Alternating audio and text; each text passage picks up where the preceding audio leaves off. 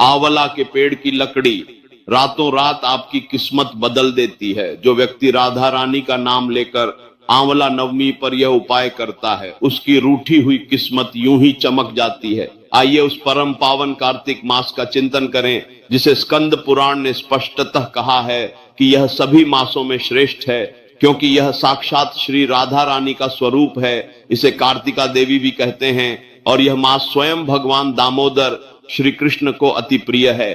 इस पवित्र माह में घी के दीपक से भगवान दामोदर की पूजा, तुलसी की सेवा, नाम जप, दान और ब्रह्मचर्य का पालन करना सर्वोत्तम माना गया है।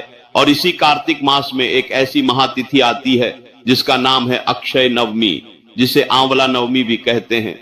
और यह वह तिथि है जब आप अपने नश्वर शरीर से, अपनी इन क्षण भंगुर श्वासों से जो भी छोटा सा सत्कर्म करते हैं, जो भी दान पुण्य करते हैं, उसका फल कभी भी क्षीण नहीं होता, वह अक्षय हो जाता है। वह पुण्य सीधे आपके उस कर्म खाते में जमा हो जाता है जिसका नाश न कभी सृष्टि के आरंभ में हुआ था और न कभी अंत में होगा, क्योंकि यह तिथि अविनाशी फल प्रदान करती है। इतना ही नहीं, यह तिथि इसलिए भी विशेष है क्योंकि सनातन धर्म ग्रंथों के अनुसार सतयुग का प्रारंभ इसी तिथि से हुआ था, इसीलिए इसे सत्य युगादि भी कहते हैं। और यह महातिथि देव उठानी एकादशी से ठीक 2 दिन पहले आती है, जब भगवान श्री हरि विष्णु 4 माह की योग निद्रा से उठकर सृष्टि का कार्यभार संभालते हैं। और अगर आप इस दिन श्रद्धा पूर्वक बताए गए उपाय करते हैं तो समझिए कि आपने सीधे उस परम सत्ता के द्वार पर अपनी अर्जी लगा दी है, जिसका फल तुरंत और अविनाशी रूप से प्राप्त होता है। परंतु मेरे भाई, पहले यह बात हृदय में उतार लो कि यह मानव देह कितनी अनमोल है। यह मौका हमें केवल इसलिए मिला है कि हम अपने वास्तविक स्वरूप को पहचानें। हम अविनाशी हैं, हमारा संबंध सीधे भगवान से है। मम वासो जीव लोके जीव भूतासना, हम उस सच्चिदानंद स्वरूप के ही अंश हैं। पर होता क्या है, हम उस परम सत्य को भूलकर, अपने को इस देह का मालिक मानकर, स्त्री पुरुष मानकर संसार के इन नश्वर संबंधों में बुरी तरह उलझ जाते हैं। और यही आसक्ति, यही मोह आपके दुख का कारण बन जाता है, यही आपके आध्यात्मिक मार्ग में विक्षेप डालता है। आप चिंतन करो, हर सेकंड हमारी आयु से जा रहा है। लोग जन्मदिन पर खुशी मनाते हैं, पर हमें तो लगता है उन्हें रोना चाहिए, क्योंकि जिंदगी से 1 साल चला गया।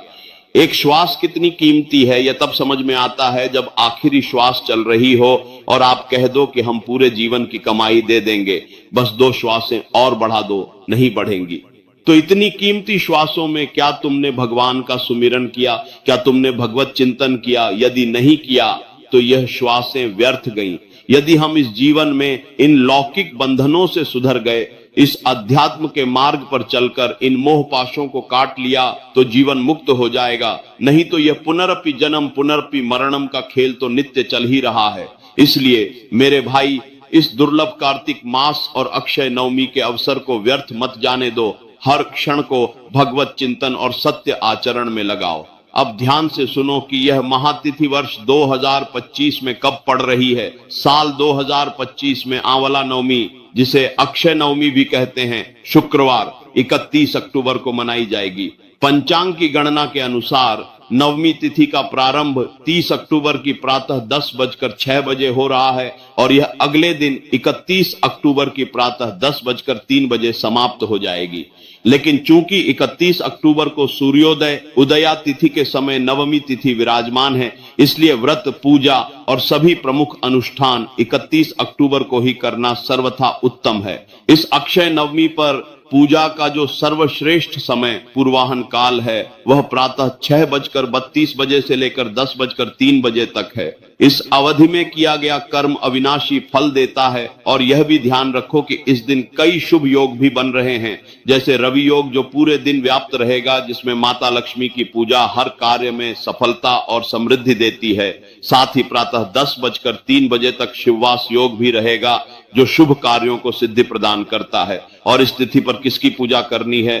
जिसे हम साधारण रूप से आंवला का वृक्ष कहते हैं। वह केवल एक वनस्पति नहीं है, यह साक्षात धात्री वृक्ष है, जिसे स्वयं आकाशवाणी ने बताया था कि यह सभी वनस्पतियों में सर्वश्रेष्ठ है और श्री हरि विष्णु को अत्यंत प्रिय है। भगवान विष्णु ने स्वयं आंवले को दिव्य फल घोषित किया है। इस धात्री वृक्ष की महिमा सुनो। आंवले की मूल जड़ में साक्षात श्री हरि विष्णु का वास है। ऊपरी भाग शिखर में पितामह ब्रह्मा जी विराजमान हैं और शाखाओं में रुद्रदेव भगवान शिव का सन्निधान है। पुष्पों में मरुत देवता और फलों में सभी प्रजापति देव विराजते हैं। यह वृक्ष समस्त देवताओं का आवास स्थान है। इसका तात्पर्य यह है कि जब आप अक्षय नवमी पर इस धात्री वृक्ष की पूजा करते हैं तो आप त्रिदेव सहित समूचे ब्रह्मांड के सभी प्रमुख देवताओं की एक साथ पूजा कर लेते हैं। और यह वृक्ष हमें गोदान के समान पुण्य फल देता है, जो महादान माना जाता है। केवल धात्री वृक्ष का सच्चे मन से स्मरण करने मात्र से गोदान के समान पुण्य फल मिलता है। श्रद्धा भाव से आंवले के वृक्ष के दर्शन कर लेने से गोदान फल का दुगुना पुण्य प्राप्त होता है। और यदि आप विधि विधान से वृक्ष की पूजा करें और फिर उसके निवेदित फल का भक्षण करें तो गोदान फल का तिगुना पुण्य प्राप्त होता है। यह तिथि केवल सतयुग के आरंभ से ही नहीं जुड़ी है, बल्कि द्वापर युग के आरंभ से भी इसका गहरा नाता है, क्योंकि इसी दिन भगवान श्री कृष्ण ने अपनी बाल लीलाओं का त्याग करके वृंदावन गोकुल की गलियां छोड़कर मथुरा के लिए प्रस्थान किया था। यह तिथि हमें सिखाती है कि चाहे आप कितने भी प्रेम और आनंद लीला में रहें, जब धर्म और कर्तव्य पुकारता है तो हमें मोह छोड़कर आगे बढ़ना चाहिए। अब सुनो धन ऋण और दरिद्रता निवारण के लिए अक्षय कृपा के दो महा उपाय जिन्हें आपको अवश्य करना चाहिए। पहला उपाय तिजोरी में स्थायी वास हेतु विशेष उपाय। यह उपाय आपके घर में बरकत लाता है और धन की कमी को दूर करता है। आपको आंवले के पेड़ की पत्ती, थोड़ी सी छाल या फिर एक छोटी सी डंडी लेनी है। लेकिन इस उपाय को करने का एक खास नियम है। इसे तोड़ते या निकालते समय आपको किसी भी अन्य उंगली का प्रयोग नहीं करना है। केवल अपने अंगूठे, जो संकल्प शक्ति का प्रतीक है, और आपकी सबसे छोटी उंगली कनिष्ठा, जो धारण शक्ति को दर्शाती है, का उपयोग करना है। यह एक सूक्ष्म योग है जिसके द्वारा आप उस वनस्पति की शुद्ध ऊर्जा को विधिवत ग्रहण करते हैं। और यह संपूर्ण क्रिया आपको पूर्वाह्न काल में, यानी दोपहर 12 बजे से पहले ही संपन्न करनी है। इस आंवले के भाग को घर लाकर एक साफ लाल कपड़ा लेना है और इस लाल कपड़े में आंवले की सामग्री के साथ खड़ी हल्दी का एक टुकड़ा अवश्य रखना है। पिसी हल्दी भी चल जाएगी। इस पोटली को अच्छे से बांधकर 12 बजे से पहले ही अपने घर में या अपनी दुकान में, जहां आप पैसा रखते हैं, तिजोरी हो या अलमारी, वहां रख दीजिए। जो भक्त सच्चे भाव से इस विधि के साथ यह कार्य करते हैं, उनके घर में माता लक्ष्मी वर्ष भर वास करती हैं। कभी भी धन संपदा और वैभव की कमी नहीं होती। दूसरा उपाय ऋण मुक्ति और दरिद्रता निवारण हेतु कनकधारा स्तोत्र का अनुष्ठान। यदि आप कर्ज की समस्या से त्रस्त हैं या धन की आवक में बार बार रुकावट आती है तो यह उपाय आपके लिए साक्षात वरदान है। इस अनुष्ठान को शाम के समय करना है, जिसका विशेष काल 5:30 बजे से लेकर 7:45 बजे तक निर्धारित है। इस समय आपको आंवले के वृक्ष के नीचे घी का एक दीपक प्रज्वलित करना है और वृक्ष की छांव में बैठकर आपको श्री कनकधारा स्तोत्र का पाठ करना है। अगर आपको पाठ करना नहीं आता तो बिल्कुल भी परेशान मत होइए। आप मोबाइल पर कनकधारा स्तोत्र का पाठ खोजिए या किसी से कहिए कि वह ओपन कर दे और आप उसे देखकर या सुनकर ही पाठ कर लीजिए। इस स्तोत्र की महिमा यह है कि आदि शंकराचार्य ने इसे केवल 22 श्लोकों में ही रच दिया था। उन्होंने एक निर्धन स्त्री की दरिद्रता को मिटाने के लिए मां लक्ष्मी की स्तुति की थी, जब उन्होंने देखा कि दान करने के लिए उसके पास केवल एक सूखा आंवला है। मां लक्ष्मी स्तोत्र से प्रसन्न होकर स्वयं प्रकट हुई और उन्हें दिव्य दर्शन दिए, जिसके बाद उस स्त्री की दरिद्रता सदा के लिए मिट गई।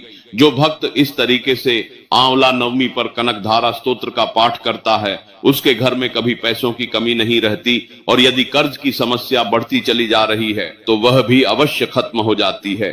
और सुनो, पूजा करते समय आपको प्रातः काल जल्दी उठकर पवित्र स्नान आदि से निवृत्त होना है। इसके बाद आंवले के वृक्ष पर गंगा जल चढ़ाकर हल्दी, चावल, कुमकुम या सिंदूर से आंवले की पूजा करनी है। वृक्ष को जल और दूध अर्पित करें और वृक्ष पर पवित्र धागा मौली लपेटकर आरती करें। इसके बाद वृक्ष की 7 बार परिक्रमा करें और AUM विष्णवे नमः या AUM लक्ष्मी नारायणाय नमः मंत्र का जप अवश्य करें। संभव हो तो अपनी क्षमता अनुसार किसी जरूरतमंद को भोजन, वस्त्र आदि दान करें, क्योंकि यह दिन दान पुण्य या करने के लिए अत्यंत शुभ माना गया है। और इस अक्षय नवमी पर वृक्ष के नीचे बैठकर प्रसाद वितरण करें और वहीं भोजन ग्रहण करें। ऐसी मान्यता है कि वृक्ष के नीचे भोजन करने से सभी रोग और पाप नष्ट होते हैं और व्यक्ति को अक्षय पुण्य प्राप्त होता है। परंतु मेरे भाई, इन सब उपायों का अंतिम लक्ष्य क्या है? सच्चा अक्षय फल वह नहीं है जो संसार में धन के रूप में मिले, क्योंकि धन तो नश्वर है। सच्ची अक्षय निधि वह है जो पुनर्पि जन्म पुनर्पि मरणम के चक्र से आपको मुक्ति दिला दे। सच्चा अक्षय